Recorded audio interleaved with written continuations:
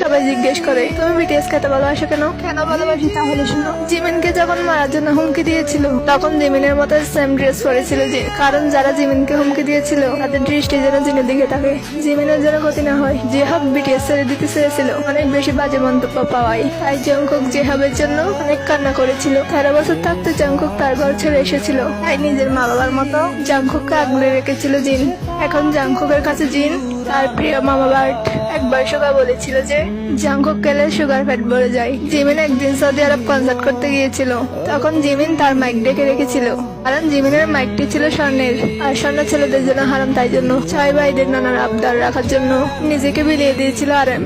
একটি কনসার্টে মুসলিম আর্মিদের নামাজের জন্য তারা কনসার্ট অফ করে রেখেছিল, যেন তারা নামাজ পড়তে পারে, আর তারা কোনো রাগ প্রকার না করে অপরকে আঁকলে রেখেছিল। এগুলো তো অনেক অল্প, তাদের নামে যদি বলতে চাই সারা বছর পার হয়ে যাবে, কিন্তু কথা শেষ হবে না। এরই নামই হচ্ছে বিটিএস, আর আর্মিদের ভালোবাসার কারণ।